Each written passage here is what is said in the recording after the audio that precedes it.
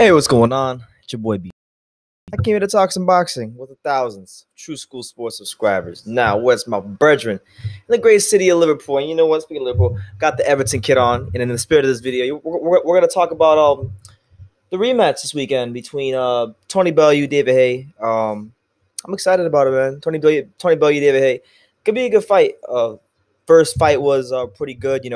Bellew obviously moved up from cruiserweight to heavyweight to challenge David Haye. Nobody gave him a chance to win, but he wound up winning. A lot of people thought that he won just because David Haye only had one leg and whatnot. But I thought just from the outset of the fight, he set the tone with the way he was able to make David Haye miss. I think he got his respect early on, even though he doesn't have like the most power at that weight. Like he got his respect early on by landing those shots. And David Haye was humbled very quickly in that fight. And I believe that the Achilles injury was just, it was fate. It was fate. That was supposed to happen on that night. And every fight is different. But this fight will be different. In terms of David Haye, at least that's what David Haye says. David Haye obviously since then has hired a new trainer, the great Ismail Salas, who's worked with the likes of Jorge Linares, Renzo Bartholomew. He's a really solid trainer. I believe he's produced somewhere around 18 world champions. Very, very good trainer.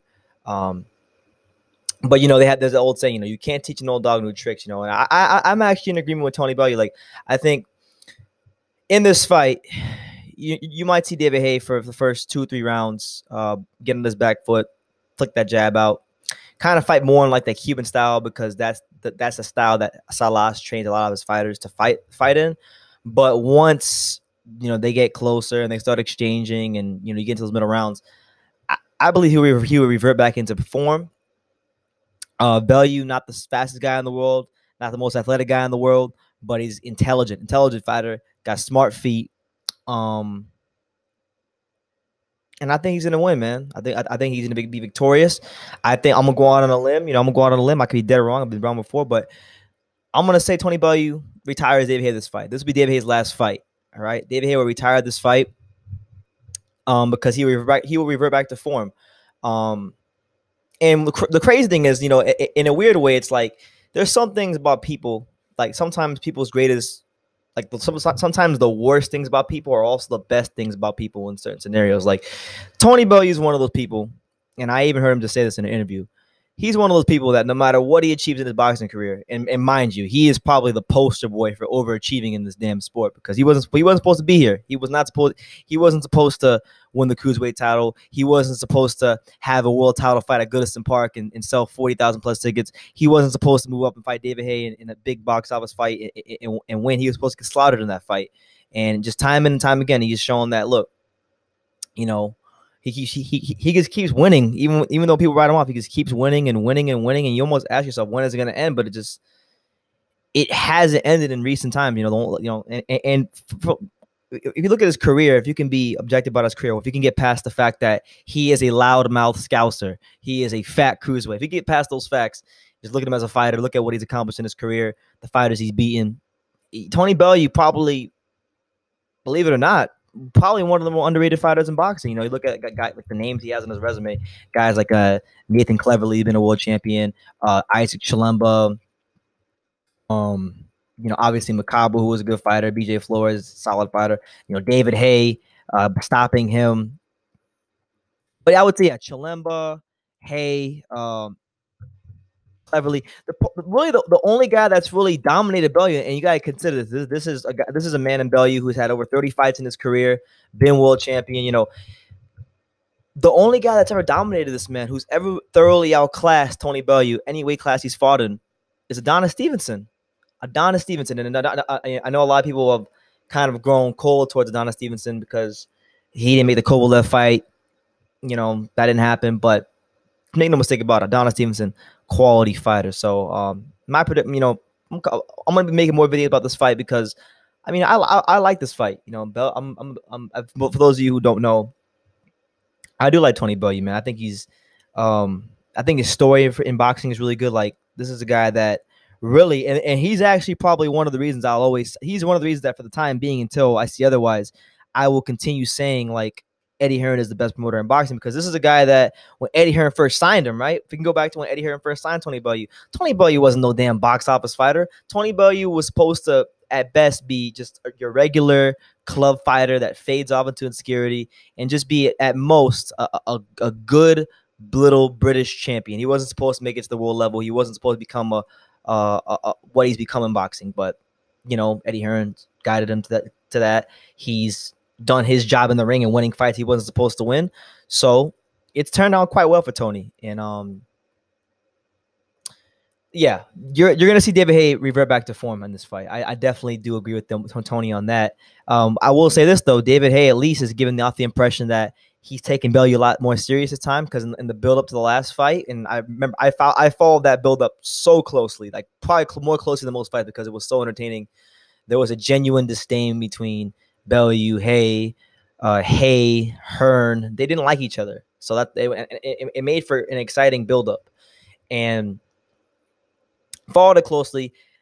And in fact, what's funny is Haye actually did a lot of his training camp in Miami and South Florida for that fight. He was training down at the Fifth Street Gym, and I know for a fact, he probably got some good work in, but he was not training as hard as he could have, or as focused as he could have for that fight. And Tony Bellew is not the kind of fighter you want to underestimate, because he's not the most talented fighter in the world. And when you're like him, when you're someone like him who's not the most talented fighter in the world, you've had probably 4, 5, 6 different times in your career where if you lose a fight, it could be over. You don't like you can't underestimate a guy like that. He knows what it's like to be at the bottom of the sport, and that's why he'll never ever get comfortable. He'll never get comfortable. So even now, he's got a right to get comfortable. But you see him, it's almost like the last fight didn't even happen. He's not even giving himself credit for the last fight. He's saying, "I'm gonna beat you this fight. You're gonna retire." So, I'm looking forward to it, man. I'm looking forward to it. Now, I want to say I hope David Haye can actually box off of his back foot for more than 2 rounds. I think I highly doubt he'll be able to, because it's just rare that even when a fighter switches trainers, it's rare that the fighter fights exactly the way the trainer wants him to fight for more than a couple rounds. They always revert back to form. So that's the reason I'm picking against David Haye. I think this will be his last fight. It's been a good career. A career that honestly it started off fantastic. Probably could have been a lot better. He was a dominant cruiserweight champion, probably the greatest cruiserweight. He's right up there with Johnny Nelson. That's probably the greatest cruiserweight Britain's ever seen, UK's ever seen. Unified titles. Just a fantastic athlete. But then he made the move to heavyweight, and that's what really, for lack of a better term, it really put kind of a piss stain on his career, because he fought Klitschko. That was supposed to be the guy that beat Klitschko when Klitschko was, dominating, right? And he got into the fight. He talked all the trash. He had the shirt with both Klitschko's heads' names on it, and he just seemed content to go 12 rounds with Vladimir. He didn't seem like he really, really wanted to beat Vlad. It was just all talk. So he was content to go to 12. Then he signed the fight to Tyson Fury. And then his toe injured, and they canceled, or he quote unquote had the toe injury. Didn't want to fight Tyson Fury, and Tyson Fury was saying the whole time, "I hope you don't get injured. I hope you don't get injured. I hope you don't get injured." And then he gets injured. So his whole run at heavyweight kind of put a damper on what was looking to be probably one of the most promising careers in all of British boxing history. And honestly, I mean, for everything that he's left to be desired, I think this week, if anything, it's going to be the exclamation point on what's been a pretty disappointing second half of his career. So that's the way I see this fight going. I'm going with my main man, Tony Bellew, to get the W. Just because I think, for one, he's in David Haye's head. David Haye still can't get over the fact that he lost the fight to a guy that he deemed so much more inferior to him. And, yeah, man, so that's pretty much my take on the whole thing, man. What I will say is this: while I'm talking about Tony Bellew and I'm wearing this Everton kit, let me just say this, man. I had a chance to interview Tony in 2016 at the WBC convention, and he was, I've interviewed a lot of fighters, big name fighters, and obviously he's a big name fighter in the UK. He's not a big name fighter here in America like that. People just know him as a guy from Creed. But at the same time, it's like he can still be big-headed because he's a professional world champion boxer. And, when I had a chance to meet him at the WBC convention, the Tony Bellew that you guys see in the press conferences that talks a lot of trash, that's the loudmouth scouser. He still is that loudmouth scouser in person, but he's a lot more down to earth when you actually meet him, and he's probably one of the most down to earth people I've ever met in this damn sport, which is why, you know, I want him to do well. I'm not gonna lie, I want him to do well. So it's not even, in this fight. It's not even that I want him to do well. I think he's going to do well because, I mean, you guys watched the last fight. Like, for those of you out there who know boxing, right? You can go on and on about the one-legged thing, right? David Haye was still in there fighting. David Haye, he was taking every opportunity he could to hit Bellew. You know, there was one instance where I believe it was the 8th or 9th round where there was a break in the action. Tony Bellew went to kind of stick his hand out to touch gloves with Haye, and Haye tried to hit the dude with a left hook, and Bellew slipped and made him look stupid. You know, and I think just for what he lacks in athleticism, speed, power, he makes up for all those attributes in this David Haye matchup with his boxing brain. His boxing brain is what gets him to these fights with David Haye, and it's what's guided him to, you know, being probably the biggest overachiever in all of boxing. So I'm going with Tony Bellew. This will be David Haye's last fight. You guys can expect one of those, a tribute to David Haye videos that those videos I always do when people retire. You'll get one from David Haye coming real soon because he's not winning this fight this week. I'm going with Evertoni and Tony Bellew. He'll get the W. And yeah, man, we'll see if David Haye and Salas can stick to the game plan for 12 rounds, because I just don't see it happening. I don't see it happening. That you know, David Haye can do all this feng shui and smile and try to, you know, fool everybody that he's over the loss and all that stuff, but I don't see it. I see right through it. He's still mad about how the way Bellew beat him. He's still mad about the fact that someone that he deems as so inferior beat him, and he's gonna want to. It's not even a matter of he has to exchange. He's going to himself want to exchange a Bellew, and when that does happen, he's allowing, he could obviously catch Bellew with a big shot because this is boxing, anything can happen.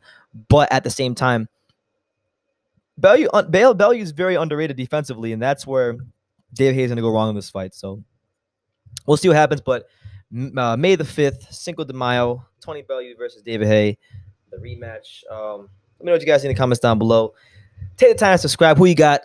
And yeah, I'll have more on this in the coming days. So stay tuned.